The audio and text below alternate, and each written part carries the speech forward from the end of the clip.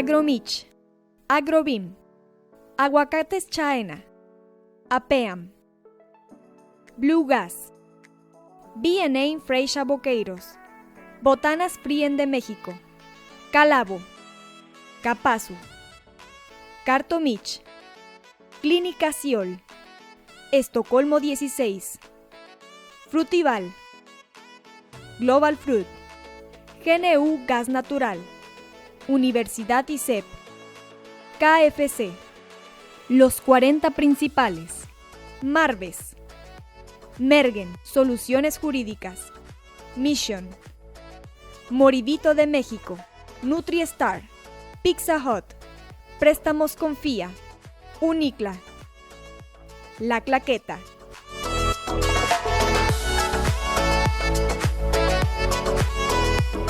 Presentan Semana de Cultura Laboral 2023, fomentando la salud física, organizada por Canacintra Uruapan, el Honorable Ayuntamiento de Uruapan y la Universidad Don Bosco. Del 10 al 23 de julio, más de 120 cursos virtuales, 20 cursos presenciales en la Universidad Don Bosco, cursos de oficios en las instalaciones de CECATI e ICATMI.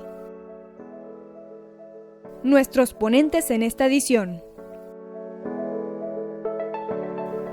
Visita www.culturalaboraluruapan.com.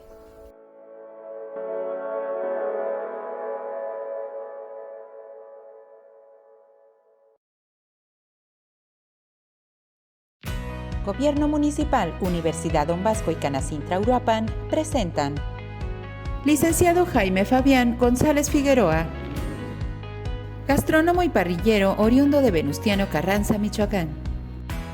Estudió la licenciatura en gastronomía en el Colegio Culinario de Morelia y Colegio Gastronómico de Morelia, así como una maestría en gastronomía en la Universidad San Jorge de Sevilla. Cuenta también con un doctorado en Ciencias de la Educación por la UCLA. Actualmente se desempeña como docente en UBAC.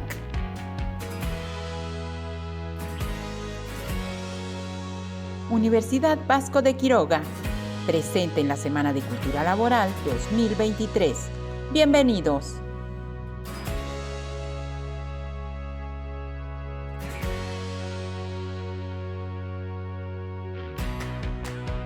Espero yo estarme escuchando ya ahí. Vamos a tocar hoy un tema que es de alguna manera un poco, digamos, diferente a como normalmente vemos un concepto tan cotidiano como es el taco. Es una forma de verlo diferente precisamente para poder tener un alcance diferente. Digamos que a grandes rasgos, cuando alguien se decide o empieza a producir un elemento tan cotidiano como el caso del taco, existe la posibilidad de hacerlo sin ningún concepto o marco de teoría o conceptual o de nada. Es decir, simplemente con una receta y un lugar donde ponerse y la persona empieza a vender, a producir este tipo de productos, que además pues todos nosotros estamos muy familiarizados con ellos porque lo consumimos en casa, porque lo consumimos en la calle y porque lo consumimos básicamente en todos lados. Entonces, digamos que a simple vista cualquier persona pues puede elaborar este producto y decidirse a venderlo, ¿no? Pero una vez que uno empieza una formación profesional en un tema como la gastronomía, se adquieren ciertos recursos para poder llevar a cabo, digamos, esto a un nivel un poco más grande. Digamos, ya no en un aspecto popular, sino ya con un aspecto ya un poquito más profesional.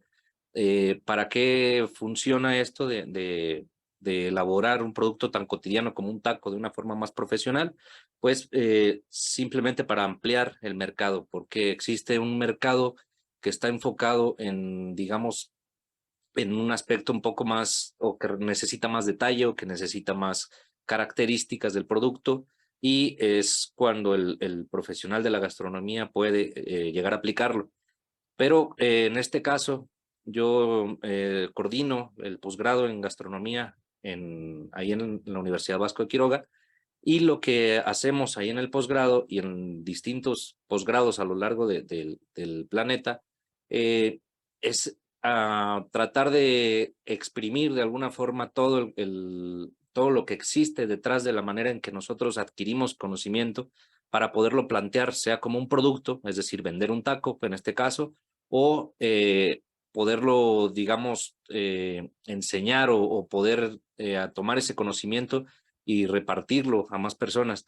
Entonces, lo que quiero yo mostrar hoy es una de las formas que utilizamos en los posgrados en cocina para desarrollar, digamos, un concepto y poderlo llevar a un mercado aún más amplio.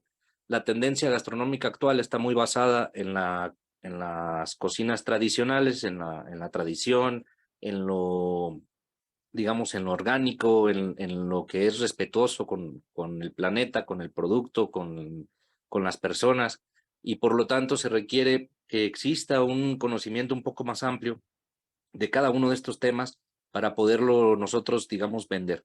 Entonces, esto está orientado para todas aquellas personas que se dediquen al comercio gastronómico y a la difusión de conocimiento gastronómico, pero también obviamente funciona, pues, digamos, tanto por curiosidad, por ampliar, digamos, un conocimiento en esta área, o por si alguno de ustedes presentes tiene la intención de estudiar este tema, digamos, la gastronomía de vanguardia, para poder aplicar este tipo de conceptos en un futuro, tanto como negocio, como dirección, como gerencia o simplemente para ampliar el conocimiento general.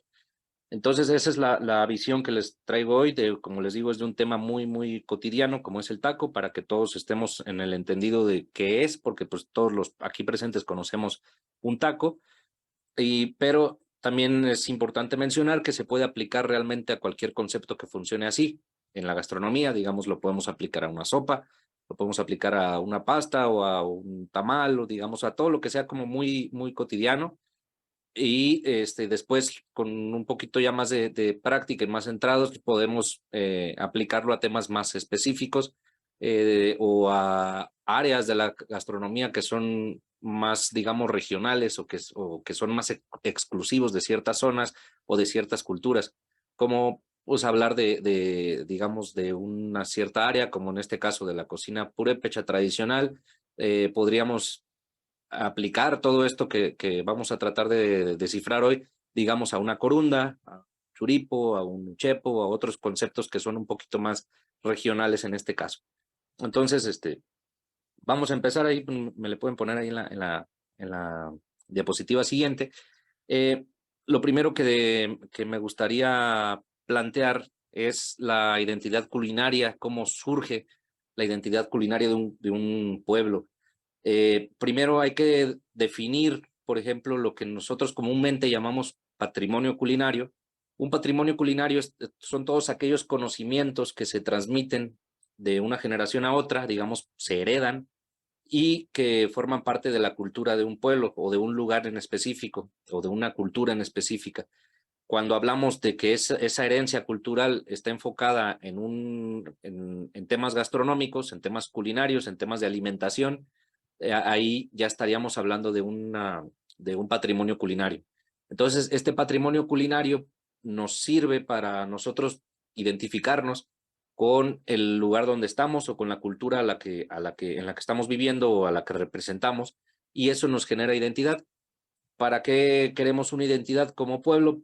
Una identidad cultural, pues precisamente para nosotros poder saber cuáles son los tesoros, digámoslo así, los tesoros culturales que debemos, mucha gente usa la palabra proteger o rescatar, pero pues es preservar, son los conceptos culturales que tenemos por deber transmitir a la generación siguiente, y algunos cotidianos, otros no, pero sobre todo cuando nos dedicamos a la difusión de conocimiento, pues esos conceptos culturales que conforman el patrimonio y que nos dan identidad son los que van a servirnos para precisamente eso, para difusión, para rescate, para protección, para salvaguarda, para como ustedes lo quieran ver. Entonces, ¿cómo surge un patrimonio culinario para darnos identidad? Primero, ubicamos que cada cultura, digamos, cada civilización importante a lo largo de la historia se ha formado en lugares que tienen recursos, obviamente, porque, digamos, un pueblo nómada que está buscando dónde asentarse para formar ya un pueblo asentado, digamos, que después lo vamos a llamar como civilización o como cultura. Siempre se busca un lugar, obviamente, que tenga abundancia de recursos para poder sobrevivir, y por lo tanto la mayoría de las primeras grandes civilizaciones, pues todas más que las que dependían de otra, se formaron a partir de un lugar que tenía mucha presencia de agua. Eh, entonces, a lo largo de grandes ríos, de lagos, vamos a encontrar civilizaciones asentadas. Y las primeras, pues obviamente se van a manifestar de esa manera. Pero una vez que esta civilización está ya, digamos, produciendo, ya están construyendo y ya están viviendo en un lugar cercano al agua, donde hay mucho recurso, pues vamos a tener un primer punto que tenemos ahí, que es la singularidad del recurso natural. Es decir, que donde esa cultura se haya asentado, va a tener recursos, va a tener a su disposición distintos productos, diferente tipo de diversidad biológica, que va a ser en algunos casos exclusiva y en algunos casos simplemente presente de esa región. Digamos que si nos ubicamos ahorita por los continentes que estamos políticamente divididos actualmente, pues lo podemos definir fácilmente como que en América hay presencia de maíz, por ejemplo, en Asia tenemos presencia de arroz, en Europa, África tenemos presencia de trigo. Entonces, aquí ya podemos tener una singularidad de un recurso natural. Es decir, las culturas asentadas en América van a tener, pues obviamente, la presencia del maíz, las culturas asentadas en Asia van a tener la presencia del arroz. Entonces, eso ya empieza a formar una identidad, ya empieza a formar una singularidad, o es decir, se empieza a crear una diferencia entre una cultura y otra. Las culturas, por ejemplo, que estén más cercanas al mar, vamos a tener un producto, obviamente, de pesca de mar, pesca marina, y un producto que esté más cercano, digamos, a una montaña, pues va a tener, obviamente, a su disposición animales o fauna que se encuentre en esa zona. Entonces, eso va a empezar a darle una singularidad a cada cultura dependiendo los recursos naturales que estén en la zona donde están viviendo. Ese es el primer punto. El segundo sería un factor hedónico, es decir, en la parte del placer. El placer que nos da comer y el placer que nos da cocinar. ¿Por qué? Pues porque nosotros o digamos, la humanidad en general, tenemos la necesidad fisiológica de alimentarnos para poder obtener de ahí energía y poder vivir, podernos mover y poder hacer todo. Entonces, pues sí tenemos esa necesidad, pero la necesidad lleva a digamos, que estamos produciendo cierto placer en varios sentidos, principalmente en el sentido del olfato, en el sentido del gusto y en el sentido del tacto. Entonces, en estos tres sentidos tenemos mucha estimulación al momento en que nosotros cubrimos esta necesidad fisiológica. Al nosotros tener esa estimulación sensorial, pues obviamente nos va a producir placer. Al producirnos placer, vamos a buscar muchas veces el placer de comer o el placer de cocinar sin tener la necesidad de alimentarnos. Y muchas veces hacemos eso, y si no es que la mayoría de veces. Los que nos dedicamos a la gastronomía, los que tenemos como profesión, digamos, del diario, la cocina, la gastronomía, pues dependemos de ese placer de la gente por alimentarse.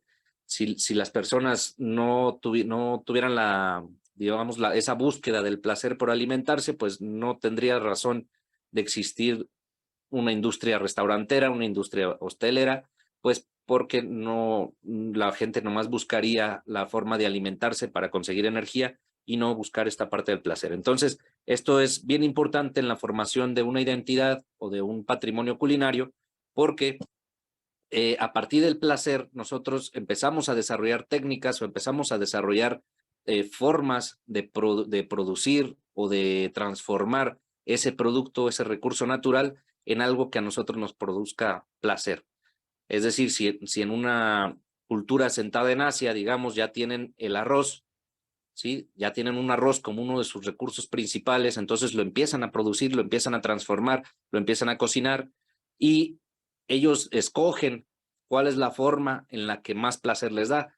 Digamos, hay en ciertas zonas de Asia, como por la parte de Japón, por ejemplo, se prefiere mucho el arroz frío, prefiere un arroz que tenga un grano corto, un grano ancho, que esté muy glutinoso, que se pueda fermentar, un arroz que aguante mucho tiempo, a diferencia, por ejemplo, de Asia Central, que ya tenemos más una presencia de arroces fritos, de arroces con grano más largo, de arroces que van más sueltos, con menos glutinosos. Entonces, a pesar de que están formados en un gran continente, digamos, en este caso, que ya había sido singularizado por el uso del arroz, ahora va a ser todavía más singularizado en sus aspectos interiores o aspectos internos cuando se aplique el asunto del placer.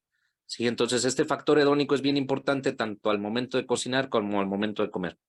Y esto nos va separando un poquito más los pueblos. Después va a haber esa evolución y una adaptación biológica que tienen los productos. Por ejemplo, si ya aplicamos el placer de cocinar y de comer en un producto, como sigamos el mismo ejemplo del arroz, entonces, si el arroz se está buscando para que sea más glutinoso, para que sea un grano más corto, para que dure más tiempo, entonces ese grano poco a poco con la manipulación humana va a ir teniendo una evolución o una adaptación biológica, es decir, se va a producir un grano más afín a los usos y costumbres de ese pueblo. Algo muy curioso pasa con el mismo arroz, de que el arroz se difundió obviamente a gran escala en Europa, en América, en todos lados. Sin embargo, ese arroz en otros continentes ha sufrido esta evolución y esta adaptación biológica por los usos y costumbres de cada quien. Por ejemplo, en México consumimos mucho el arroz suelto, sobrecocido y lleno de sabor, a diferencia de otros pueblos donde, por ejemplo, en Centroamérica, que se consume un arroz un poquito más seco, más insípido, pero porque se usa para otras formas. Entonces, el arroz se va modificando y va generando granos que aguanten o que toleren las prácticas y usos y costumbres que tenga cada una de estas culturas. Eso nos va haciendo, obviamente, ya un paso más en la identidad culinaria. Después tenemos la herencia del producto manipulado, es decir, cuando alguien desarrolla una técnica o un platillo a partir de un producto y ese producto empieza a gustar, es un producto que sobrevive porque se transmite de generación en generación. Y esto hace que el producto manipulado sea heredado y empiece a formar parte del patrimonio. Por ejemplo, en América, por ejemplo, aquí en Michoacán, el uso de las carnes, a partir de que llegan productos como el cerdo, como la res, como las cabras, las ovejas, que llegan después de la conquista, estos animales se empiezan a producir para adaptarse a la costumbre del mexicano, en este caso del michoacano, y se va a utilizar obviamente con una salsa picante, se va a consumir con tortillas, se va a buscar una sobrecocción, a diferencia, por ejemplo, del uso del cerdo en Europa, que prácticamente todo es para embutidos, porque ellos tienen muchos años, muchos siglos consumiendo cerdo y al no tener una refrigeración, pues necesitaban obviamente aplicarle una técnica de conservación, por ejemplo, hacer un chorizo, hacer otro tipo de embutidos, hacer salamis, ya saben, un montón de jamones curados, cualquier cosa que mantuviera en una conservación ese producto, ese cárnico, eso es lo que más se aplica en Europa, por ejemplo. En México, como teníamos otra costumbre, pues lo que hacemos es sobrecocinar todo y mezclarlo con una salsa que lleve una presencia de chile y consumirlo con tortilla. Entonces, esta manipulación obviamente se va a heredar y esta herencia va a hacer que cada identidad de un pueblo sea diferente, porque no va a ser la misma herencia que tengamos aquí en Michoacán que la que tengan en Roma, por ejemplo, que la que tengan en la India o que la que tengan en cualquier otro lado. Entonces, cada uno va a tener una singularidad de la herencia que va a tener a partir del producto manipulado. Y finalmente, la conceptualización intelectual y técnica, porque muchas veces la parte del desarrollo del concepto de un producto depende muchísimo del manipulador, es decir, de la concepción intelectual que tenga la persona que modificó ese producto. Un ejemplo muy, muy claro que tenemos en México es el tema de las garnachas. En muchos pueblos, bueno, todos tenemos garnachas en México, es decir, tenemos un producto a base de maíz que normalmente tiene presencia de grasa, que va frito, que va asado, y que se corona con una salsa y se guarniciona con alguna carne sobrecocida, con algún producto lácteo, que puede ser queso crema, y normalmente con verduras frescas o encurtidas, como por ejemplo una lechuga fresca o un chile encurtido o una zanahoria encurtida o cualquier cosa de estas. Entonces, ese tema de la garnacha existe en todo el país, pero en todo el país tiene formas distintas. Por ejemplo, aquí hacemos, digamos, una gordita y en otro lado esa gordita la van a pellizcar y van a hacer un sope, pero en otro lado la van a hacer más alargada y van a hacer una chilapa, y en otra parte van a hacerlo más largo y lo van a hacer más plano y hacen una tlayuda y así. Entonces, cada quien tenemos nuestra conceptualización intelectual de ese producto, y aunque sea lo mismo, aunque esté hecho fundamentalmente con los mismos elementos y que sepa más o menos igual, pues va a tener distintos conceptos. ¿Por qué? Porque el manipulador le dio esa forma. Entonces, con simplemente cambiarle la forma física a la base, en el caso de las garnachas, tenemos ya un producto totalmente distinto. Y eso nos da, obviamente, más singularidad en la parte del patrimonio culinario. Entonces, una vez que tenemos estos puntos, lo resumimos, tenemos el recurso natural que se va a dar en donde la civilización está asentada, tenemos la parte del placer que aporta a la civilización y cómo se modifica para buscar este placer, la evolución biológica que tiene el producto natural para adaptarse a este placer del manipulador, la forma en que el manipulador lo hereda a sus siguientes generaciones para convertirlo en un patrimonio, y la conceptualización que cada pueblo le da. Al sumar todo esto, nos va a dar mucha singularidad de un pueblo a otro y de una región a otra y de un país a otro, y eso nos va a crear identidad. En México pasa algo muy, muy complejo con la gastronomía que tenemos, que por ejemplo, yo hago una salsa verde, digamos, le pongo, digamos, tomatillo, cilantro, cebolla, ajo y chile serrano. Pero mi vecino, por ejemplo, lo hace igual, pero en vez de chile serrano le pone jalapeño.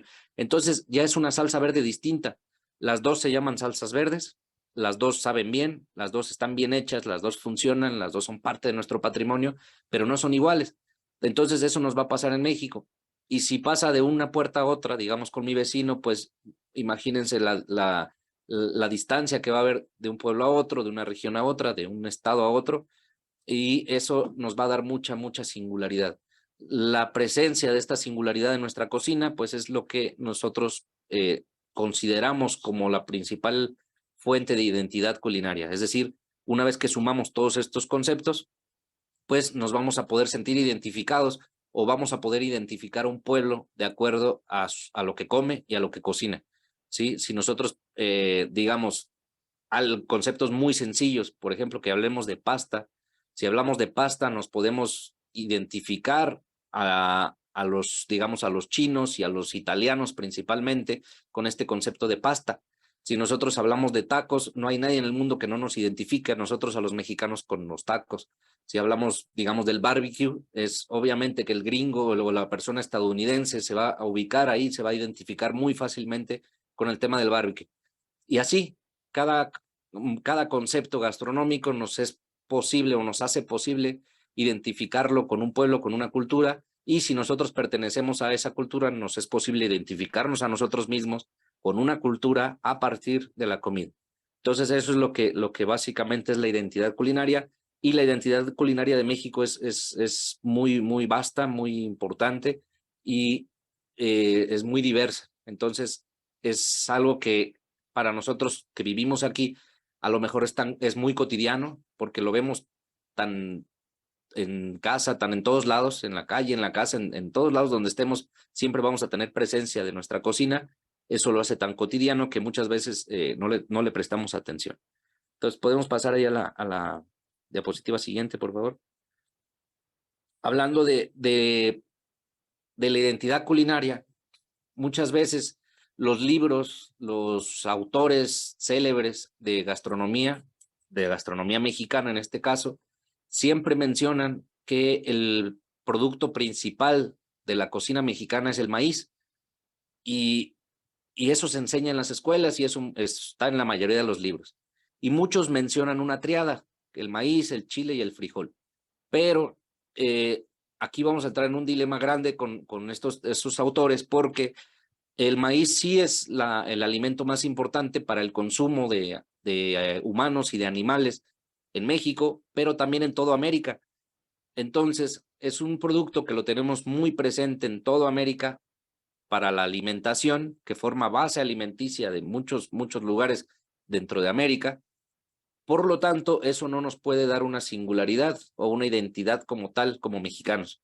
El producto que sí nos da una identidad como mexicanos es el chile. El chile, aunque hay presencia de chile en toda América y hay presencia de chile en varias partes de Asia, la manipulación única que tenemos los mexicanos con el chile hace que nuestra cocina sea fácil de identificar por la presencia del mismo. Al extranjero luego le cuesta trabajo entender cómo es que nosotros manejamos el picante y cómo es que manejamos el uso y manipulación de chiles. Muchas veces piensan que somos masoquistas, que nos gusta quemarnos la boca y que nos gusta sufrir y enchilarnos, pero la realidad no es esa. Nosotros consumimos el chile no por buscar quemarnos la boca, sino por la forma de sabor que buscamos en nuestros platillos. Nuestra cocina tiene que tener presencia de chile, es a lo que estamos acostumbrados siempre. Desde niños consumimos el chile en grandes cantidades, pero no para buscar ese picor, no para buscar quemarnos, sino para buscar ese sabor que aportan los chiles. Por lo tanto, el manipular un chile para que no tenga esa reacción negativa de picarte a grado de que la comida no te sepa nada, es muy propia del mexicano y es lo que sencillamente nos da una identidad grandísima. Entonces, la presencia del chile va a ser una de las más importantes en nuestra cocina, en nuestra identidad culinaria, y otra es la presencia de humedad. Nosotros como mexicanos buscamos siempre la humedad. Nuestros platos tienen que estar húmedos, aunque no parezca que pueda resistir humedad. Por ejemplo, en un taco. Un taco nosotros siempre lo tenemos que humedecer con una salsa, ¿sí? O muchas veces con una sopa, pero el extranjero cuando trata de hacerlo, si ustedes alguna vez han visto a algún extranjero consumir un taco, normalmente se les rompe porque humedecieron de más, o normalmente está muy seco porque le tienen ese temor al picante, ¿no? Pero el mexicano sabe exactamente en qué punto y en qué cantidad de salsa se debe agregar para tener una humedad suficiente para cubrir nuestro deseo, para cubrir nuestro placer y para que el picante sea agradable, para que sea justo y necesario para tener ese sabor sin necesidad de llegar a bloquear nuestras papilas gustativas por haberlas quemado con capsaicina. Entonces, estos saberes, digamos, especulación y reacción que tiene el mexicano al agregar una salsa, es algo muy propio de nuestra cultura. Es muy complicado que alguien que ya se formó en otra cultura aprenda a tener digamos, estos saberes en su vida cotidiana de un momento a otro. Siempre necesita un estudio, digamos, una práctica constante para llegar a ese punto de ubicar o de equilibrar la humedad y el nivel de picor en productos como un taco, como una garnacha, como cualquier cosa. Nosotros utilizamos chile en los dulces, utilizamos chile en la fruta, a la cerveza le ponemos chile, en cualquier cosa tenemos esa presencia de chile, y por eso luego el extranjero piensa eso, que nosotros buscamos el quemarnos, pero en realidad no es así. Hay platillos, por ejemplo, que digamos un taco al pastor. Para elaborar la carne necesitamos un adobo que lleva chiles, y una vez que lo ponemos en un taco, necesitamos una salsa, o dos, o tres, ¿verdad? Es muy común utilizar una salsa a base de aguacate y encima ponerle una salsa un poco más picante. Entonces tenemos presencia en la salsa picante, en la salsa de aguacate, presencia de chile y además en el adobo de la carne. Entonces para muchos podría parecer una exageración y un producto que estuviera muy, muy picante, pero nosotros como mexicanos sabemos con solo ver ese taco de pastor con una salsa de aguacate y una salsa picante encima, sabemos que no pica nada, pues, o sea, sabemos que tiene un picor muy, muy bajo, a pesar de que tiene presencia de muchos chiles ahí. Y ese tipo de saberes es precisamente lo que nos forma o lo que nos da esta identidad tan peculiar al mexicano. Entonces podemos mencionar obviamente que el chile es el principal ingrediente de nuestra cocina cuando hablamos de identidad, es decir, cuando hablamos de gastronomía ya como tal, cuando la analizamos ya como algo en serio y en forma. Si hablamos únicamente de alimentación, pues sí, el maíz obviamente tiene mucho más presencia porque el maíz tiene más, son más grandes sus propiedades energéticas que la de un chile, pero cuando hablamos de identidad, de patrimonio, de cultura, de arte, de técnica, pues obviamente el chile tiene mucho más presencia aquí.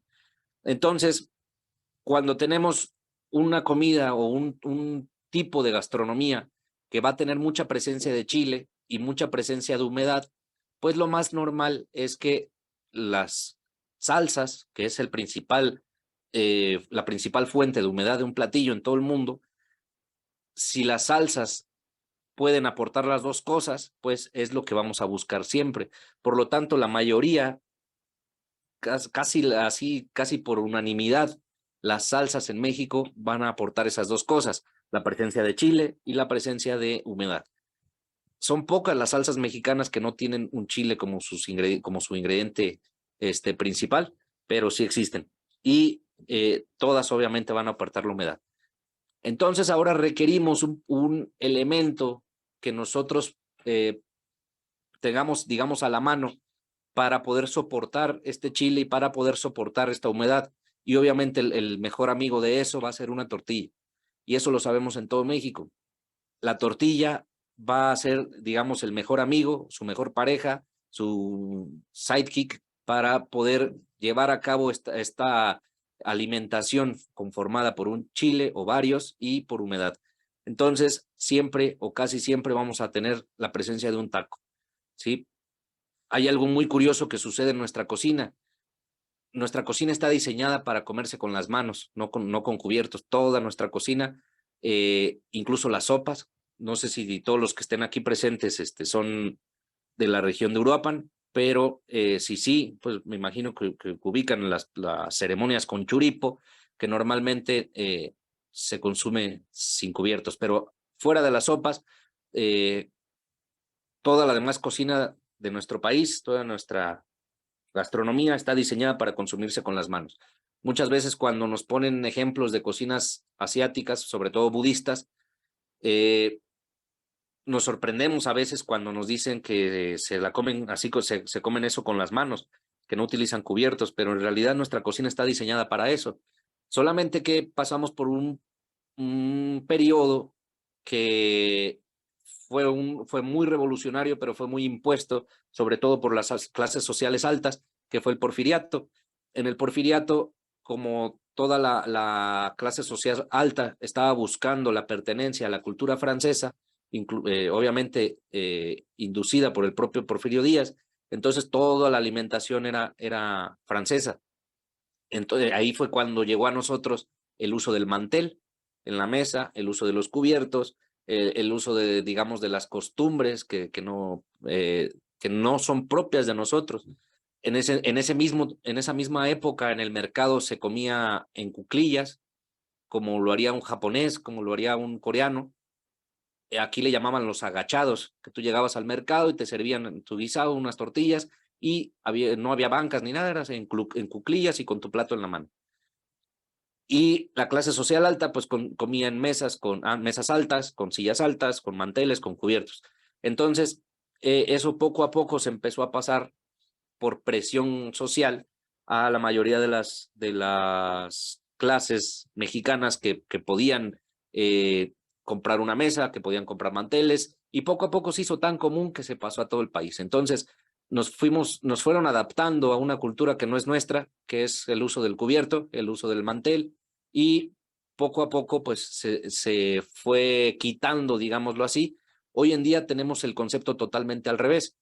Si vamos a un restaurante pequeño, si vamos a una fonda, si vamos al puesto de un tianguis, al puesto de una esquina, normalmente tenemos una mesita con un mantel con unas piñas o con un mantel que tiene flores, muchas veces de plástico, pero tenemos un mantel y tenemos cubiertos, ¿sí? Y si vamos a un restaurante, digamos, de alta presencia mundial, de alta vanguardia, de precios caros que muchas veces ni siquiera están diseñados para el mexicano promedio, vamos a encontrar con que ya no hay eso, o sea, ya no hay manteles, ya no hay cubiertos, y eso nos da a entender que de alguna manera la tendencia actual, la vanguardia actual, está buscando precisamente el volver al origen, al volver a nuestra identidad culinaria como tal, y en ubicarnos en que no es cultura de nosotros la utilización de cubiertos.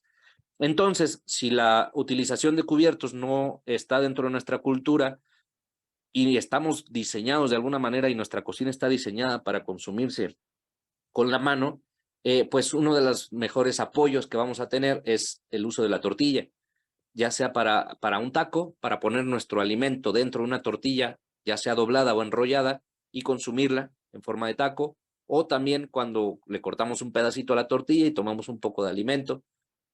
En muchas de las formas, la tortilla nos va a ayudar bastante a consumir el producto.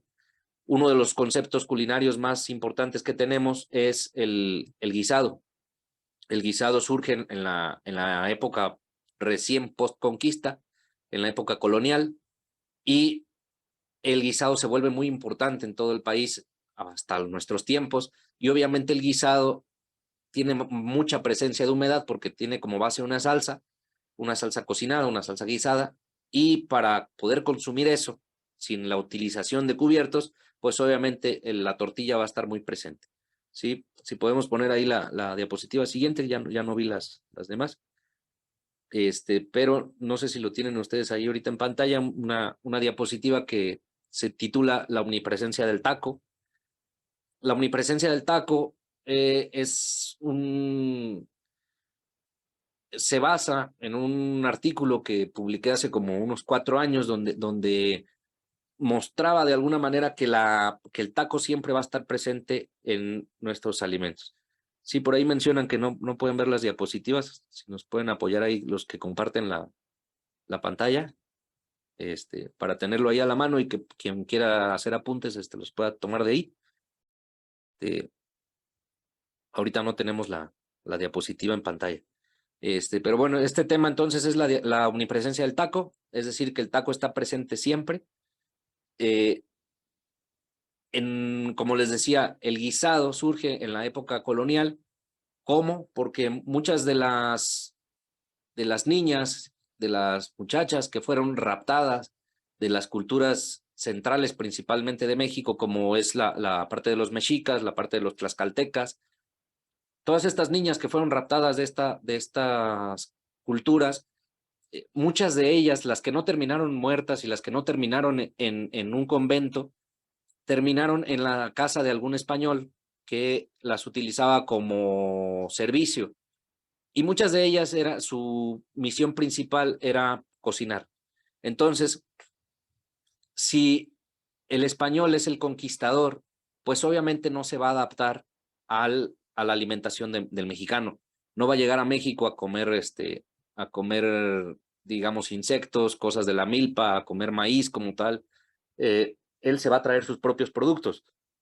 Y también por lo que mencionábamos hace rato de que la cultura europea está muy acostumbrada a conservar sus productos, es decir, a que la carne la conserven en charcutería, en salchichas, en salamis, en embutidos, en todo esto, chorizos, a que la leche la conviertan en quesos, en requesón, en yogurt, en todo esto. En la elaboración de harinas para producir pan, en la elaboración de que con productos muy grasos como la oliva hacen aceite. Entonces, toda la principal comida de Europa está formada por cosas conservadas. A diferencia del mexicano, nosotros consumimos las cosas frescas.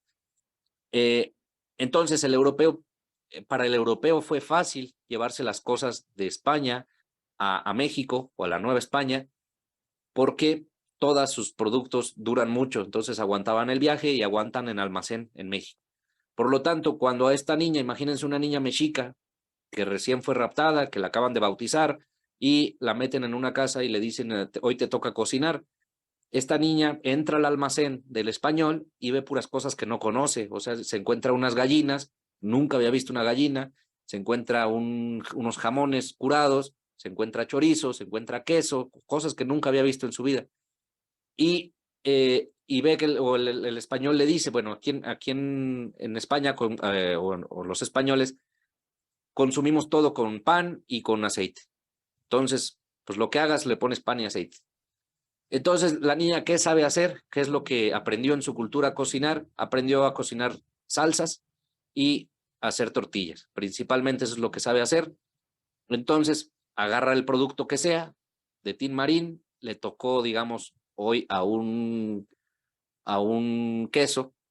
Entonces, agarra ese queso y lo pone en una olla o en una cazuela con aceite, le agrega la salsa, que es lo que ella sabe hacer, salsa a base de un chile, y lo sirve con tortillas, ¿sí? Al día siguiente, digamos que de Tin Marín y ya no le tocó al queso, ahora le tocó a un chorizo, entonces agarra el chorizo, lo cocina con aceite, le pone una salsa con chile y lo sirve con tortillas. Y mañana mata una gallina, la cocina con aceite, le agrega la salsa, la sirve con tortillas, y así todos los días. Entonces eso hace el surgimiento del guisado. Esto que está haciendo la niña es lo que en México conocemos como guisado. Y a partir de ahí se vuelve tan popular que hasta el día de hoy en cualquier casa, en cualquier restaurante mexicano, ya sea una fonda, sea un restaurante muy fine dining, cualquier tipo de comercio de cocina mexicana y cualquier casa que cocina mexicano va a tener guisados. Eso es como muy general, es muy normal y es algo de lo más presente que tenemos en todo México. Ahora, entonces, si el guisado tiene esta presencia tan grande, la forma de nosotros comernos un guisado es básicamente siempre con una tortilla, ya sea que hagamos un taco o que le cortemos un pedazo a la tortilla y tomemos el alimento, o que enrollemos la tortilla y acompañemos el guisado, pero siempre existe la presencia de esta tortilla. Al haber este taco siempre ahí, pues tenemos esta omnipresencia que les mencionaba. Puede estar deconstruido incluso, es cuando hablamos del camuflaje del taco, cuando no se nota que es un taco, pero sí lo es, como por ejemplo cuando tomamos un pedazo de tortilla, lo cortamos y con ese agarramos un poco del guisado. Eso es un taco, digamos, fragmentado, pero sigue siendo un taco deconstruido, pero a fin de cuentas es el taco. Entonces el taco tiene esa gran presencia. Ahora, si dentro de la casa y dentro de los restaurantes y fondas, el guisado acompañado con tortilla es la regla general, cuando hablamos de cocina urbana, es decir, cocina de la calle, lo que más vamos a tener presencia es de tacos como tal y de garnachas. Y la garnacha de alguna manera es un taco deconstruido, es decir, tenemos la presencia del maíz, tenemos el guisado y tenemos las guarniciones, la salsa y lo demás. Todo va encima de un producto de maíz, que en este caso podría ser una gordita, una chalupa, un guarache o lo que quieran, un tlacoyo, pero a fin de cuentas existe ahí esa gran similitud del taco, simplemente es un taco deconstruido. De hecho, uno de los pocos productos que en muchos lados de México no se consumen con tortilla son los chilaquiles, que básicamente pues es un taco también deconstruido. Y aún así, hay muchas personas que se hacen tacos de chilaquiles, hay personas que se hacen tortas de chilaquiles, y entonces siempre está la presencia del taco. Tenemos esa omnipresencia por todos lados. De alguna manera, un producto que ha sabido valerse de sí mismo sin necesidad de pasar por ser un taco es el tamal. Y el tamal, pues, hay muchos que dirían, bueno, es que son los mismos ingredientes, pues es maíz y es todo esto. Bueno, pues sí, ahí ya no pasaría como tal por un taco, pero a fin de cuentas, ¿por qué no utilizamos tortilla para consumir un tamal? Pues porque ya tenemos la gran presencia del maíz, tenemos la presencia del guisado, tenemos los mismos elementos del taco, simplemente deconstruidos. Entonces, por eso de alguna manera podemos hablar de que el taco tiene una omnipresencia en nuestra cultura y que siempre, siempre va a estar ahí, sea en cocina casera como en cocina urbana, sea en cocina de fonda como en cocina de fine dining, sea en cocina de cualquiera, siempre tenemos presencia de taco. El restaurante más reconocido actualmente en la culinaria mexicana se llama Puyol, está en Ciudad de México, en Polanco, y es un restaurante que es reconocido a nivel mundial. Es un restaurante que no está hecho para visitarlo como mexicano, está hecho para que el extranjero que viene a México pueda comer ahí, eh, y la mitad de su menú son tacos. Entonces siempre vamos a tener esa presencia de un taco. Y así en todos lados vamos a tener esa presencia. Hay elementos, hay, digamos, apropiaciones culturales que hemos hecho. Por ejemplo, el uso de la pasta. Digamos, la globalización que hizo Estados Unidos con la cocina italiana después de las grandes migraciones a principios de 1900, donde empezaron a popularizar cosas como la pasta, como el helado, como la pizza, elaboraciones muy italianas que se hicieron famosas en todo el mundo gracias a Estados Unidos, y ahora tienen tanta presencia que, por ejemplo, en México, en cualquier pueblo, por chiquito donde estemos, donde haya una tienda de abarrotes, vamos a encontrar pasta, vamos a encontrar aunque sea una bolsita por ahí de sopa de fideo o de fideo para hacer sopa, y es muy común encontrar helado, es muy común encontrar pizza. Entonces, estos elementos de apropiación cultural, pues, son los que de alguna manera sí van a salirse fuera de los dominios del taco. Sería muy raro, por ejemplo, el hacer un taco de pizza. Hay quien hace pizzas de tacos, sí, lo he visto pizzas de tacos ahogados, he visto pizzas de tacos al pastor, pero sería muy raro hacer el taco de pizza como tal, ¿no?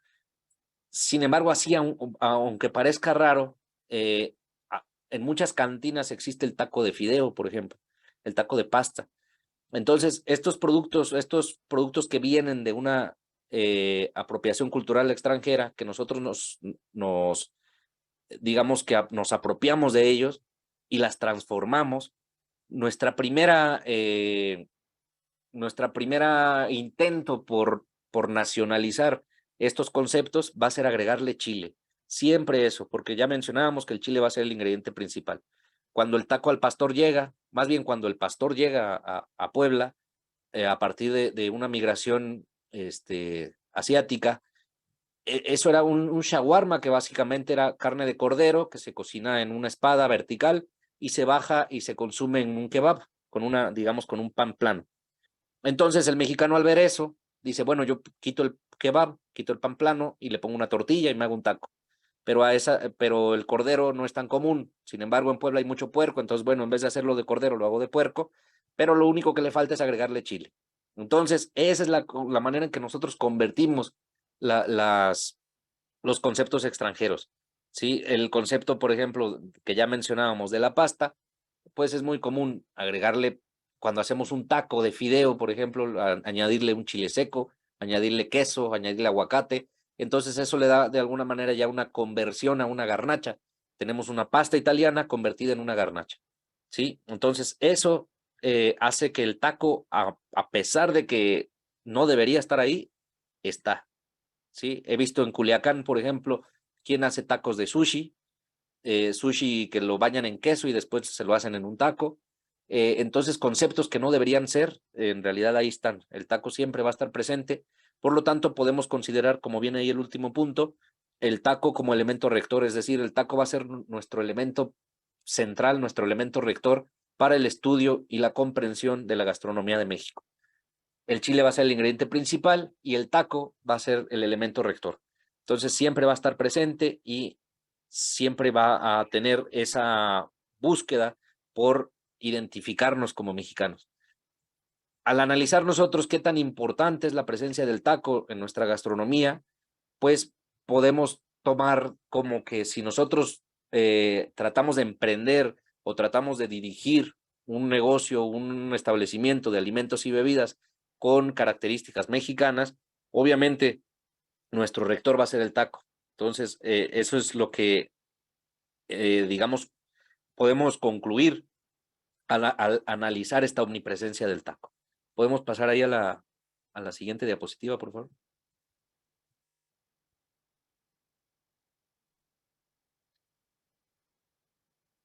Bueno, hay un concepto que es también tan cotidiano, pero tan importante en nuestra cocina, que es el recalentado. Y el recalentado tiene una memoria muy intensa, muy importante para nosotros, para considerarlo. En el momento que nosotros analizamos la forma en que obtenemos conocimiento y hasta dónde puede llegar, es decir, la epistemología, eh, podemos armarnos, por así llamarlo, con herramientas distintas y diversas para poder llegar a mercados distintos y diversos o mercados que sean muy específicos como el mercado actual. El mercado actual global de un fine dining o de una cocina muy alta generalmente busca una experiencia, busca un concepto filosófico, busca una cosa distinta que simplemente un buen sabor. Obviamente buscan un buen sabor, buscan una buena apariencia y un lugar cómodo, un lugar, digamos, apropiado, pero además buscan experiencias. Y uno de los puntos tan cotidianos que luego no tomamos en cuenta es, y que puede generar una gran experiencia, es la memoria que tiene el recalentado. ¿Sí? En México basamos mucho nuestra cultura en el recuerdo y en la tradición. Son cosas que están muy presentes en nuestra cultura desde siempre. Algo con lo que nos identifican a nivel global, nos identifican en muchas partes del mundo que a veces no conocen México, pero con eso nos identifican, es con nuestra celebración para los muertos, con nuestras fiestas de muertos. Y esas fiestas son precisamente eso, es una tradición basada en el recuerdo. Es una tradición basada en un homenaje que nosotros hacemos a nuestros seres queridos, a nuestros seres allegados que murieron y que de alguna manera nos da tanta identidad y nos da tanta fuerza cultural que ha llegado a los oídos de todo el mundo. Entonces, este tipo de celebraciones están basadas en una tradición importantísima en México o en una costumbre importantísima en México, que es el lazo familiar. El mantener el lazo familiar unido es algo que nosotros como mexicanos tenemos muy presente siempre. Pasamos nuestras fiestas importantes con la familia, la mayoría de nuestros, digamos, celebraciones grandes como una boda, como un cumpleaños, como una Navidad, como una graduación, como cualquier fecha que para nosotros sea importante y queramos hacer una celebración, siempre en lo que pensamos o en quien pensamos para que nos acompañe en esa fecha es en nuestra familia, ya sea la familia, digamos, hablando de una esposa y unos hijos, o un esposo y unos hijos, o unos hermanos o hermanas, o papás, o abuelos, o primos, pero siempre son los familiares quienes son las principales formas de presencia que vamos a tener más allegadas en nuestra cultura. A diferencia de otras culturas un poco más frías, como el norte de Europa o como lo mismo Estados Unidos, donde el lazo familiar no es tan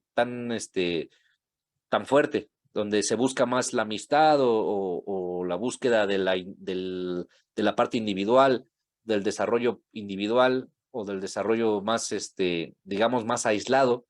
eh, en países donde, por ejemplo, el niño cuando nace duerme solo, cuando en México muchas veces hasta los 30 todavía duerme con sus papás.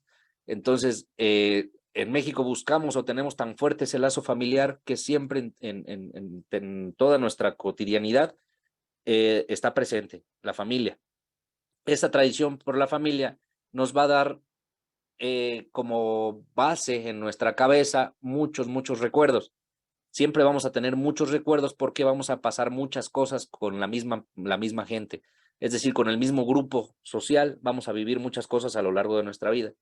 Por lo tanto, estos recuerdos van a ser muy importantes cuando hemos tenido obviamente un crecimiento, digamos, feliz o un crecimiento bueno, vamos a tener recuerdos importantes.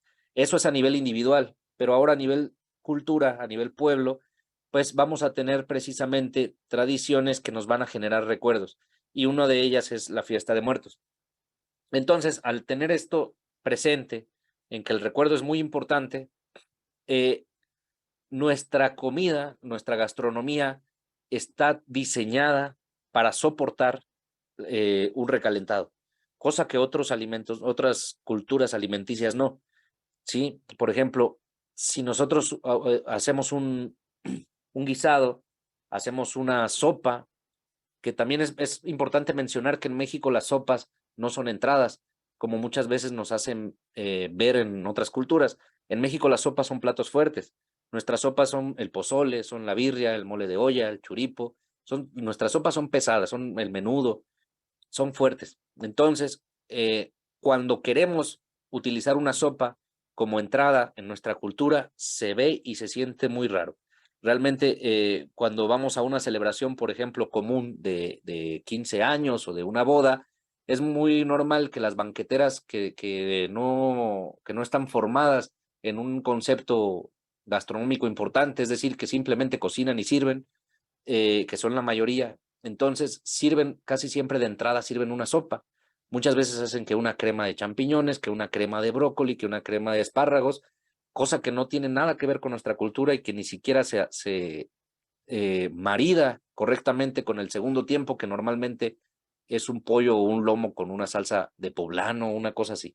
Entonces, son culturas que no, o más bien son pequeños tomos de culturas extranjeras que no nos pertenecen y que por eso no nos sentimos como que cómodos de comer eso, ¿sí? Muchas veces en muchos lugares la persona que va a servir o a celebrar su fiesta y que sirve, por ejemplo, un banquete que tenga una crema de champiñones y un lomo de cerdo con una salsa blanca, lo hace porque se ve más elegante que servir unas carnitas o que servir una birria. Pero nosotros como comensales obviamente preferimos por mucho, como un comensal mexicano, preferimos por muchísimo comer unas carnitas y una birria que comer una crema de champiñones. Entonces, eso es porque estamos identificados obviamente plenamente con nuestra comida. Ahora, hablando de eso, entonces, si los guisados y las sopas como plato fuerte son nuestra principal, digamos, nuestros principales alimentos a nivel tanto del diario como para celebración, son elementos que, como ya mencionábamos, si tienen una presencia cárnica, es decir, si tienen presencia de carne animal, están sobrecocidas. Es muy normal que en el mexicano se consuma la carne muy sobrecocida porque nos gusta la carne muy suave, que se deshaga toda. Y esta carne, ¿por qué en el resto del mundo no se la comen así? Porque sería una carne muy seca. Sin embargo, nosotros la humectamos muchísimo con una salsa o con una sopa. Entonces eso hace que la carne sea suave, pero sea húmeda. Al tener esta sobrecocción y que nuestra salsa tenga la presencia del ácido de la capsaicina del chile, y además de que nosotros siempre hacemos cocciones generalmente largas porque buscamos una reducción de líquido, es decir, que pase un tiempo ese guisado ahí cocinándose en la cazuela para que reduzca sus líquidos y sepa más fuerte, sepa más intenso, buscamos mucho sabor. Entonces, ese producto fácilmente va a aguantar guardado en un bote de crema o en un bote de yogurt en el congelador, nos va a aguantar 2 años si quieren. ¿Por qué? Porque en el momento que sale el producto va a tener tanto colágeno de la carne, va a tener tanta presencia de la grasa y los chiles que usamos, y la carne no se puede sobrecocer ya más porque está muy sobrecocida. Entonces, cuando nosotros lo cocinamos, nos sabe mejor, incluso. Entonces, hay muchas personas que dicen, es que el recalentado siempre sabe mejor. Sí, pero bueno, eso es en la cocina mexicana, en otras cocinas no funciona así. Y eso funciona, como les digo, por esas razones, el colágeno, la presencia del chile y la carne sobrecocida.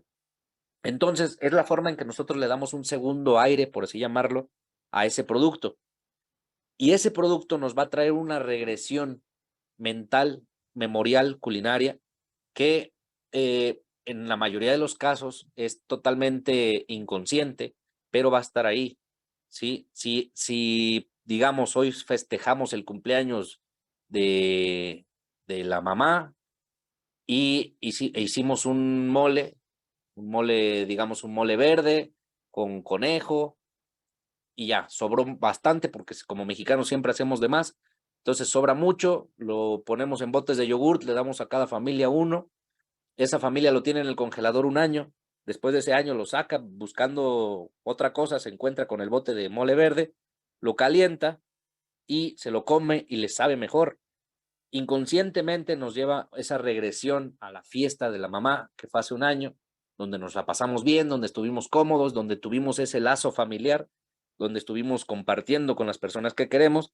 Entonces, todos esos sentimientos nos causan una regresión memorial que muchas veces, como les digo, es de manera inconsciente.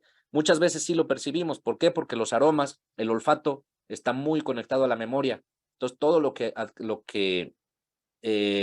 nos llega a nosotros por medio del olfato, todas esas sustancias volátiles que nos llegan por el olfato, crean muchas veces un recuerdo, pero muchas veces no somos capaces de identificar qué es lo que estamos recordando, pero nuestro cuerpo sí agarra las sensaciones, es decir, los sentimos, los recordamos, pero a veces no sabemos qué estamos recordando.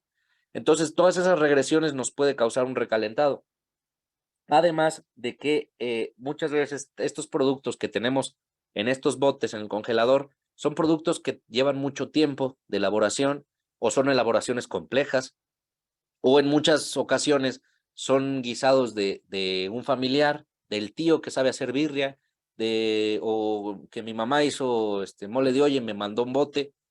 Entonces, muchas veces son cosas que nosotros no sabemos hacer o que sí sabemos, pero nos cuesta mucho tiempo y trabajo, y por lo tanto, al recalentarlo es tan fácil simplemente agarrar el bote, ponerlo en una olla y prenderle, y que nos evita todo ese trabajo y entonces lo disfrutamos mucho más, ¿sí? Muchas veces hay personas que cocinan, que tardan muchas horas cocinando un producto y cuando terminan están ya digamos, tan hartos de ver ese producto, de tocarlo, de olerlo y de todo, que ya no se lo comen.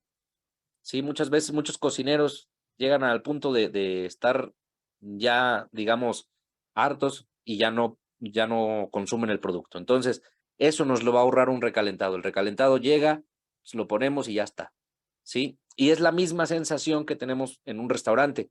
Sí, en un restaurante, pues uno llega y se sienta, ordena, llega el producto y no lo tenemos que cocinar ni nada.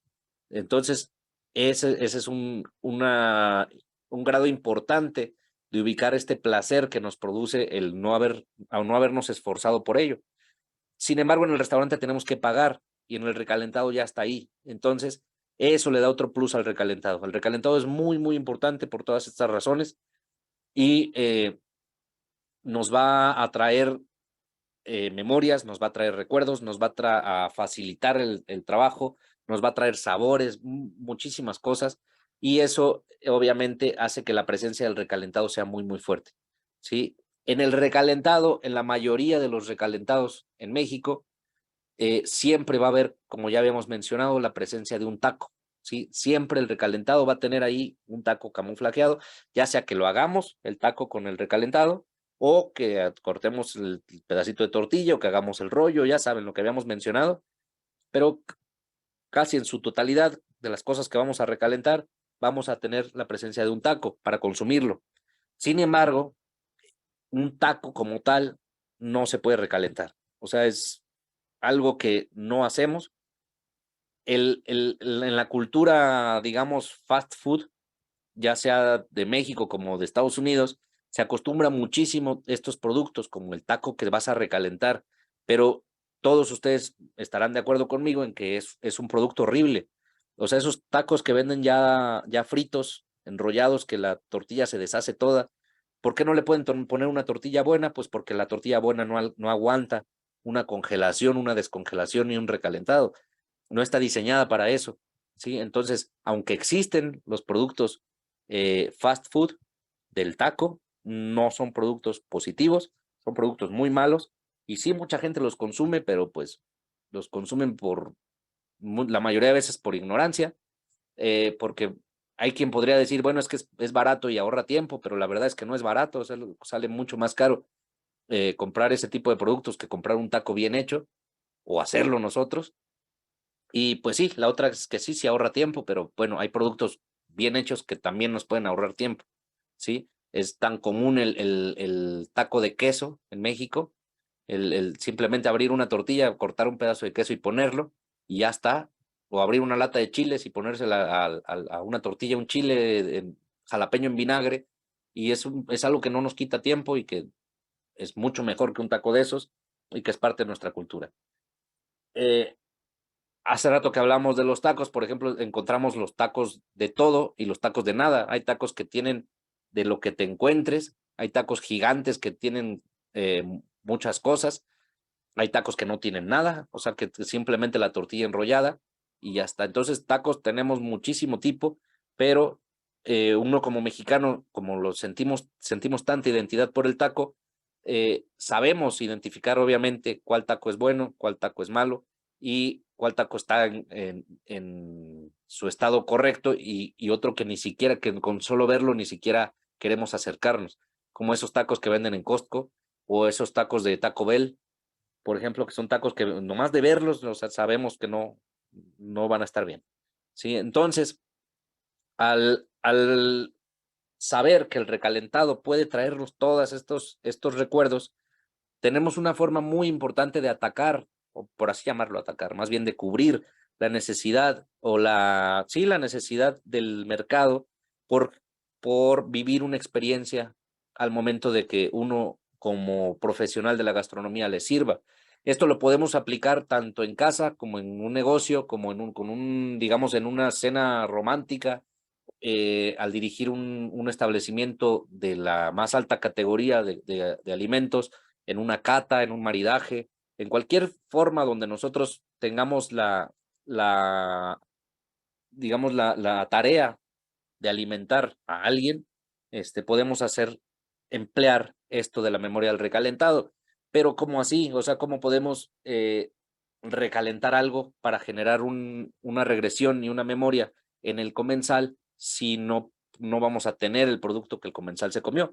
Pero ubicamos qué mercado estamos dirigidos, ubicamos qué tipo de alimentación pudo haber tenido, o hacemos una deducción, por así llamarlo, de nuestro mercado y aplicamos como si fuera un recalentado para todas estas cosas que ellos consumen, ¿sí? Ahora en los bares que están muy allegados a la tradición, he visto muchísimo la presencia de las lechuguillas, por ejemplo.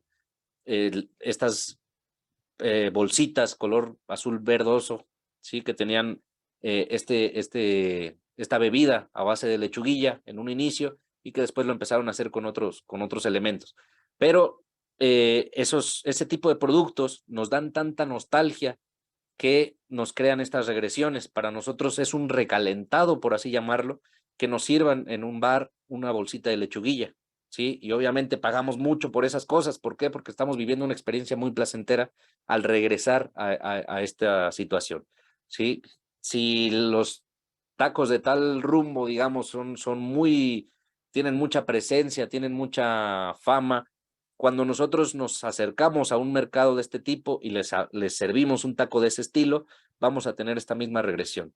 Es muy normal, por ejemplo, si nosotros servimos en Europa un taco bien hecho a la mexicana y que tenemos la presencia de comensales mexicanos, cada que lo prueban se van a sentir en México. Entonces, para ellos es una regresión importantísima, ¿sí? Y eso obviamente nos da una herramienta grandísima, gigante, para poner y llevar a cabo en nuestros emprendimientos o en nuestras direcciones o gerencias de establecimientos de alimentos y bebidas. ¿Sí? ¿Podemos pasar a la siguiente, por favor?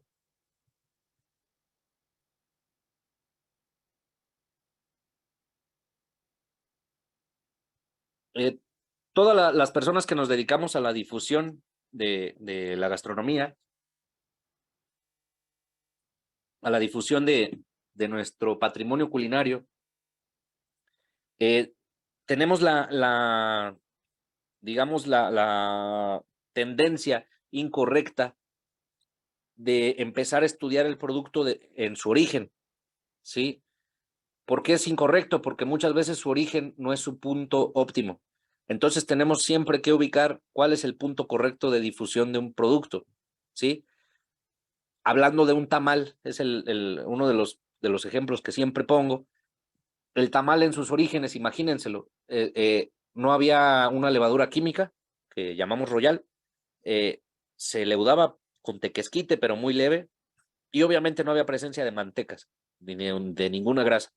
Entonces, La textura que debió tener ese tamal en sus orígenes era una bola de masa polvoronosa, seca, que podía tener la presencia o no de un relleno de salsa, pero de todos modos es seco porque la tanta concentración de masa y sin presencia de grasa, sin presencia de aire, sin presencia de levaduras, entonces pues nos da como resultado un producto muy seco.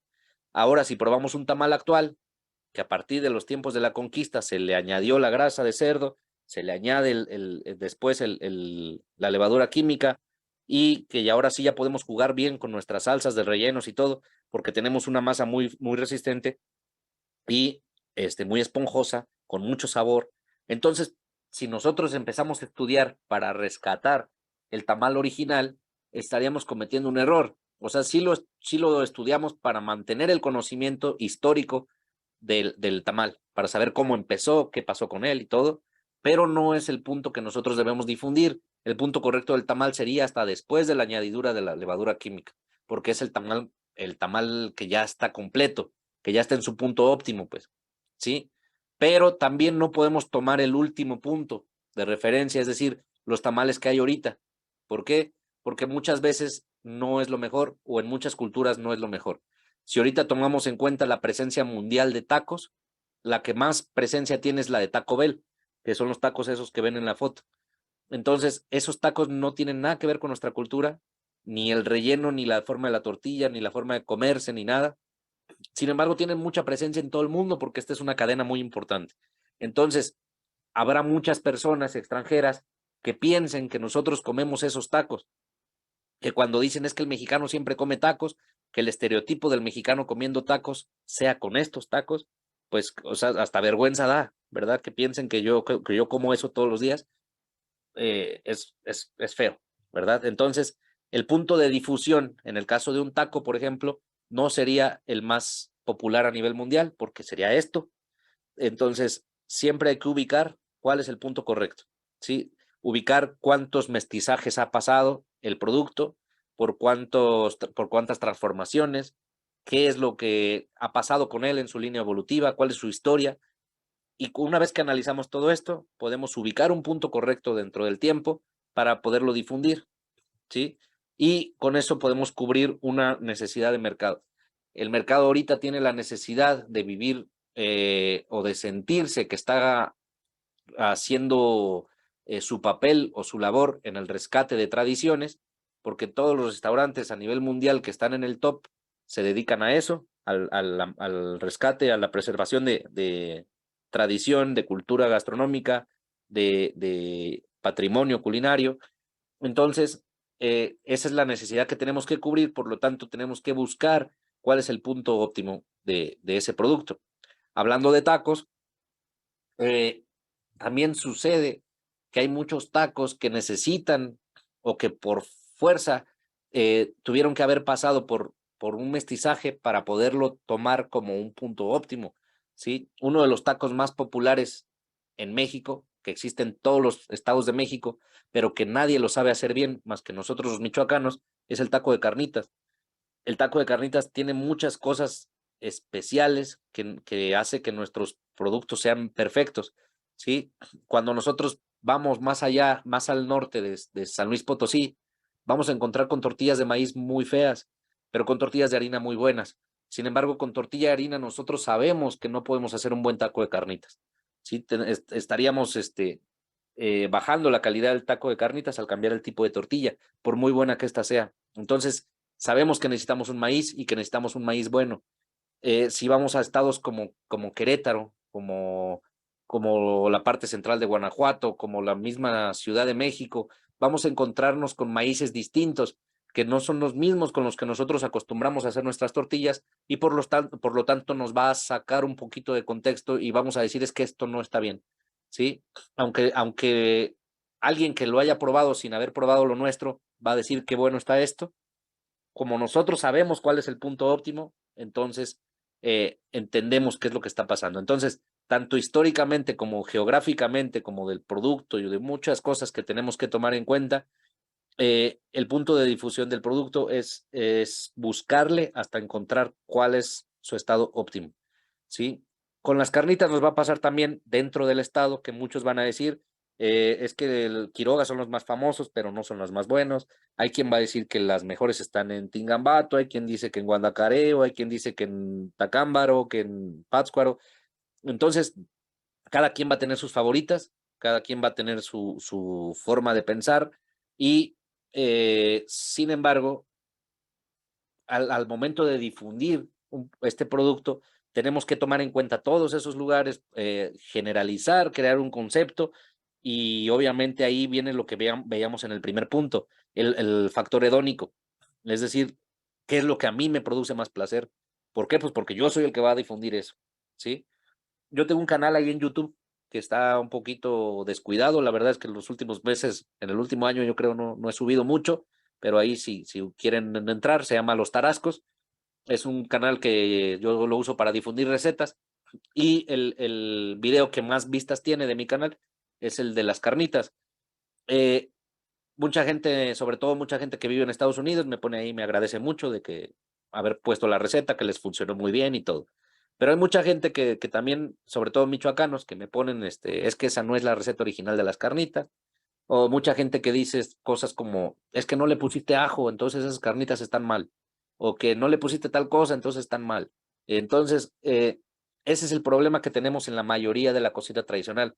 Las personas suelen cerrarse mucho cuando solamente conocen una cosa, ¿sí? Entonces, cuando las personas que nos dedicamos a esta parte o que tratamos de estudiar todos los conceptos posibles, pues de alguna manera tenemos que buscar entre todos cuál es el que nos produce más placer, porque ese es el que vamos a difundir, ¿sí? Si podemos difundir varios, pues difundimos varios, pero si no, pues escogemos cuál, ¿sí? Pero no por eso, no por haber, por ejemplo, difundido cierto concepto, cierta receta, estamos diciendo que las demás estén mal, simplemente son distintas. Y es el ejemplo que también mencionábamos hace rato con las salsas verdes. Si yo lo hago con serrano y mi vecino lo hace con jalapeño, no por eso va a estar mal ninguna de las dos, o sea, las dos son correctas. Sin embargo, eh, en la cocina tradicional hay personas que se cierran muchísimo a estos temas y eso es una de las grandes barreras que vamos a tener en la cocina popular. Es decir, en la venta de tacos de la esquina, en la venta de tacos en un mercado, en un tianguis, y por el contrario, eso no lo vamos a tener en la alta cocina. En la alta cocina, normalmente la gente está más abierta a la experiencia, está más abierta a lo que tú estás difundiendo y a los valores, digamos, intelectuales del que está exponiendo. Por lo tanto, obviamente, si nos vamos a dirigir a una cocina de vanguardia, si nos vamos a dirigir a un mercado que está buscando la alta cocina, pues estos conceptos son muy válidos. ¿Sí? Entonces, eso es una parte muy positiva para los que gusten de emprender o de buscar un mercado en eso, en ese tipo de situaciones o de características, ¿no? Entonces, eso nos va a llevar a que nuestra cocina es muy celosa. O sea, realmente nuestra cocina es bastante, bastante celosa, pero quien la hace así son las propias personas que se cierran en una única opción dentro de las muchas que pudiera haber en un mismo producto. Eh, Pasa mucho también con eso, que las personas que no se dedican a la difusión de alimentos simplemente cocinan en su casa, pero lo hacen muy bien. Suelen cerrarse tanto que se guardan esa receta para ellos, no la comparten con nadie y al final, cuando ellos mueren, no la aprendió nadie. Es muy común actualmente, desde los últimos, digamos, 30, 40 años para acá, que el mole que venía pasando de generación en generación, de madre a hija, pues porque normalmente en las culturas machistas que existían, la mujer cocinaba. Entonces, de repente llega una revolución eh, social total, donde ya las personas no buscan simplemente quedarse en una casa a servir a la familia, sino que buscan el desarrollo personal y profesional, salen rompen esa rueda, digamos, se van a estudiar, se van a hacer otras cosas y terminan obviamente siendo mejores personas, siendo una sociedad más fuerte. Pero ¿qué pasa con el aspecto del patrimonio culinario que nunca se transmitió? Y ese no es un problema de la revolución, o sea, no es un problema de decir es que por haber creado una revolución social se están perdiendo las tradiciones. La verdad es que no es eso, sino simplemente es de que la persona que lo tenía que transmitir no lo hizo. Y no lo hizo porque estaba acostumbrada a transmitirlo a sus hijas, digamos. Ahora las hijas no quisieron y entonces ya no lo transmito. Pues no, a eso lo pudieron haber transmitido en escrito. Hoy tenemos la facilidad de hacer un canal en YouTube, de transmitirlo en Facebook, de hacer un recetario y venderlo a través de Amazon. O sea, tenemos un montón de formas de transmitir ese conocimiento sin la necesidad de que estemos sintiendo que lo vamos a regalar, ¿sí? O participar, obviamente, en los recetarios que se producen en asociaciones como cocineras tradicionales, en asociaciones o de, ya sea de gobierno particulares, donde nosotros podamos transmitir ese conocimiento y sin la necesidad de que se rompa. Eso es cuando es de manera consciente, cuando la receta de la abuelita que se venía transmitiendo de ese mole, nosotros digamos que sabíamos que lo teníamos que transmitir y no lo hicimos. Pero en muchas ocasiones, en la gran mayoría de ocasiones, esa transmisión es inconsciente. Muchas recetas se transmitían de generación en generación, pero no conscientemente. Es decir, yo no decía, bueno, aquí tengo la receta que le tengo que transmitir a mis hijos. Simplemente se la transmitía sin querer, por así llamarlo. Es decir, yo lo cocinaba tanto que mis hijos lo aprendieron a hacer y luego sus hijos lo aprendieron y así, hasta que llegó un momento en que ya no quisieron. Y eso es tan cotidiano y es tan normal que pase que hasta después de muchos años la gente se acuerda.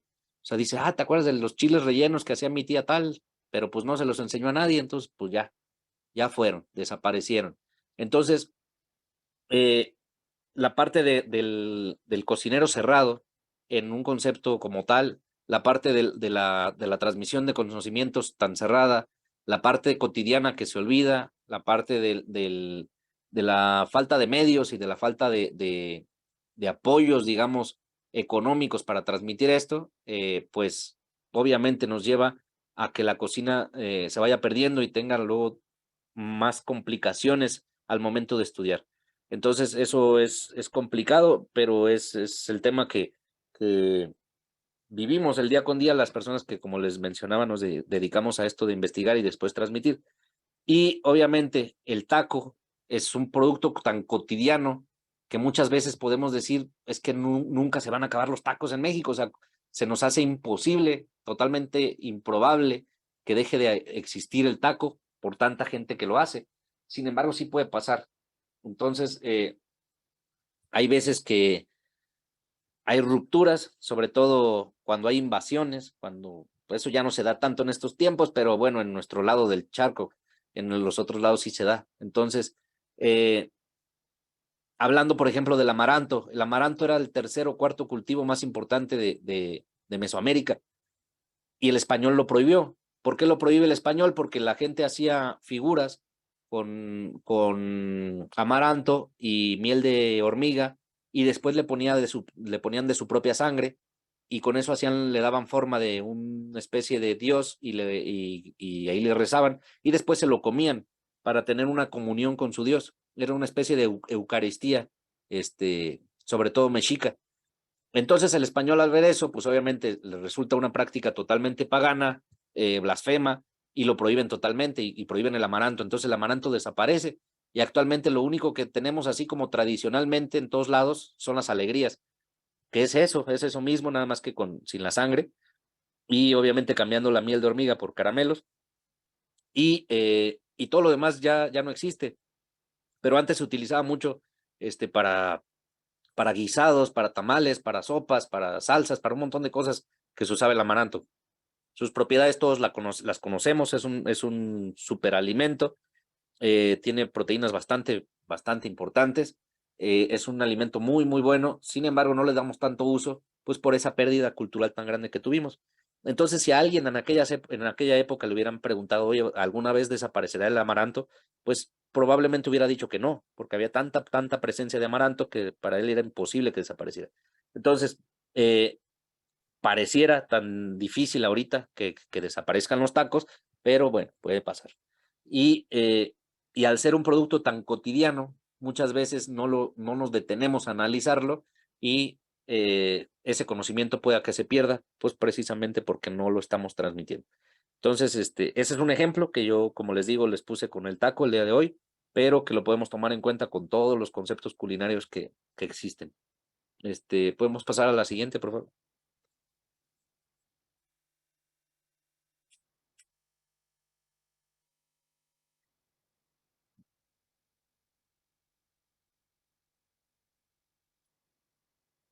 ¿Me podrá pasar a la siguiente diapositiva, por favor? Gracias. Esto es más o menos las nuevas viejas rutas, que así le puse en el título.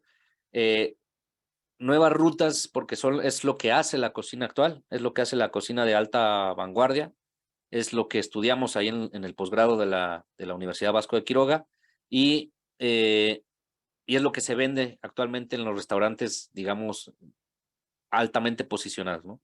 No estamos hablando de restaurantes que existen en la lista de San Pellegrino, en las listas de Michelin, en las listas de Repsol, en las presencias de críticos internacionales, es decir, restaurantes de ese tipo, pues, ¿sí? Obviamente el taco, culturalmente, pues está más enfocado a un público más, digamos, más popular, o sea, es más urbano, más de alimentación diaria, pero a nosotros como emprendedores o como directores o como gerentes de establecimientos, pues obviamente nos interesa donde podamos tener mayores ganancias y donde puede pasar eso es acá en la alta cocina. ¿Por qué son viejas rutas? Porque, como les mencionaba ya, la tendencia actual está basada en rescatar tradiciones, en buscar estos puntos específicos de la historia y de la geografía y aplicar ese conocimiento en un producto. Entonces, estamos hablando de tradición, pero de tradición que la vamos a manejar para un mercado nuevo. Entonces, si se fijan aquí en los ejemplos que tenemos tacos individuales, para empezar. Siempre en la cocina actual que se manejan tacos, se sirve un solo taco. Son porciones muy chiquitas. ¿Por qué? Porque vamos a servir 9 o 10 platos, ¿sí? Es decir, vamos a tener un menú bastante largo, por lo tanto necesitamos porciones chiquitas, ¿sí? El Bully, que fue por muchos años el mejor restaurante del mundo, servía 30 tiempos, entonces sus tiempos eran de un bocado o dos y ya está, ¿sí? Entonces, esto es lo que vamos a buscar. Vamos a buscar que en uno o dos bocados sea suficiente, que en ese de uno o dos bocados exista historia, exista concepto, exista raíz, cultura, tradición, todo esto. Por lo tanto, vamos a emplear elaboraciones que de alguna manera estén ligadas a la tradición, a generar estos recuerdos que mencionábamos con los recalentados. Eh, por ejemplo, ahí tenemos presencia de salsas de aguacate, ¿sí? Obviamente en esas esferitas verdes que ven ahí son salsas de aguacate que están montadas, digamos, bonito, pero están recordándonos la salsa de aguacate de siempre, de la calle. Tenemos por ahí una barbacoa de borrego, por ejemplo, que está muy simple con sus hojitas, salsa de aguacate y la tortilla de hoja santa. Tenemos un taco de hoja santa que podemos ver ahí doblado en forma de lo que en Valle de México dirían quesadilla. Tenemos esa presencia de flor de calabaza cruda, tenemos presencia de frijol. Entonces, son cosas muy tradicionales, son cosas muy de la vieja escuela, de la casa, de la fonda, de la taquería, pero llevadas al concepto y llevadas con filosofía, la podemos vender en cualquier tipo de restaurante de este tipo. Ahora, el público al que está enfocado es lo que les mencionaba hace rato de Puyol. Más o menos 4 de estos tacos de la foto son de Puyol. Y como ven, no están dedicados a un público mexicano. ¿Por qué? Porque, por ejemplo, ese taco de barbacoa de borrego, pues tiene un borrego bastante bueno, el borrego del estado de Hidalgo, tiene aguacate michoacano, tiene una tortilla bien hecha y ya. Y es un taco que te comes en 2 bocados y que cuesta más o menos 700 pesos. Entonces, uno como mexicano no va a gastar eso en un taco de barbacoa. Pero para un extranjero es una experiencia maravillosa, ¿verdad? Para ellos sería una experiencia más maravillosa ir al estado de Hidalgo y comerse un taco de veras, pero obviamente lo que está viviendo en un restaurante, en un mismo espacio, puede vivir varias experiencias de esas. Entonces, la gente lo paga, el mercado está ahorita hambriento de este tipo de cosas, que como les digo, para nosotros pues podría no ser, pero para un extranjero sí. Entonces, obviamente el precio se eleva porque está diseñado para extranjeros, pero pues nosotros como emprendedores o como directores o gerentes podemos saber hacia dónde enfocarnos, ¿no?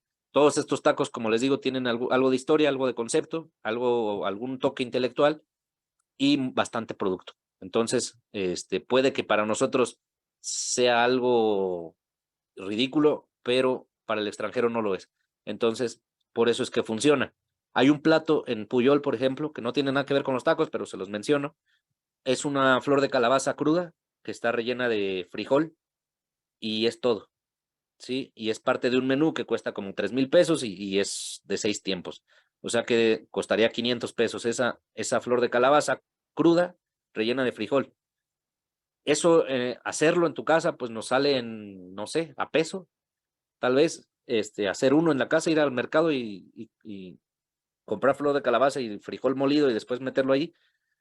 Pero para el extranjero es una experiencia que ha resultado tan maravillosa que ese plato se ha mantenido en el menú los últimos 10, 12 años, ¿sí? Es algo obviamente que por lo cual ningún mexicano pagaría, pero se ha mantenido ahí tanto tiempo porque al extranjero le resulta algo fascinante, ¿sí? Porque pues no conocen la flor, no conocen el puré de frijol como tal, se le dan ese frijol con manteca que nunca han probado y pues les resulta maravilloso, ¿sí? Entonces, esas son las nuevas tendencias de los tacos. Tengo por ahí un ejemplo en la última foto que es el taco de Oreo, para indicar que existen los tacos dulces, es muy común actualmente el taco dulce, que en la calle normalmente no se ve, en la casa normalmente no lo hacemos, pero actualmente es común, ¿sí? Obviamente hay ciertas dificultades porque las tortillas suelen ser de otra cosa que no sea maíz, suelen ser pastas como tipo crepas o en algunos casos de obleas, de galletas, de pastas tuile, buscarle otro elemento, pero bueno, existe el taco dulce, ¿sí? ¿Podemos pasar a la otra diapositiva, por favor? Entonces, la tradición siempre va a ser el camino, eso que ni qué, aunque la vanguardia sea otra, la tradición siempre va a estar presente, ¿sí? Actualmente la tradición es la vanguardia, pero hace 5 años no lo era, entonces, sin embargo, la tradición siempre va a ser. ¿Por qué? Si nosotros analizamos qué es lo que come el chef, o sea, el chef de Puyol no come esos tacos, no come esas flores de calabaza rellenas de frijol, él se va al puesto de la esquina, se va al mercado, se hace sus quesadillas, la tradición es lo que comemos. Cuando estaba en vanguardia la cocina molecular, no sé si la ubican, pero es una cocina que utilizaba muchos aditivos químicos, que ya, gracias a Dios y al universo, eso ya no existe, pero era una cocina que utilizaba muchísimos químicos, aditivos, y generaba texturas diferentes y de repente eran platos visualmente muy atractivos, eran platos muy espectaculares, pero que pues obviamente el chef no se los comía. Sí, el chef iba de todos modos a comerse sus chilaquiles y sus tacos de suadero. Entonces siempre hay que buscar ubicar qué es lo que come el chef y ese es el camino. ¿Por qué? Porque si vamos nosotros a una taquería de la esquina, si vamos a una fonda, si vamos a un restaurante chiquito, si vamos al mercado, la persona que está vendiendo tacos ahí, que está vendiendo enchiladas, que está vendiendo pambazos, eso es lo que comen ellos, ¿sí? Entonces, ¿por qué en un establecimiento urbano, en un establecimiento chiquito, lo que cocina la gente es lo que se come? Pero en un restaurante de fine dining, los chefs no se comen eso. Entonces, es complejo de analizar, pero es la realidad. Entonces, esto lo vamos a tener como una tendencia que nunca se va, porque obviamente forma parte de la historia del pueblo. Sin embargo, a nivel negocio, pues es más sufrible, obviamente, la parte de allegar a un establecimiento, digamos, más popular, pero que obviamente también es bastante rentable.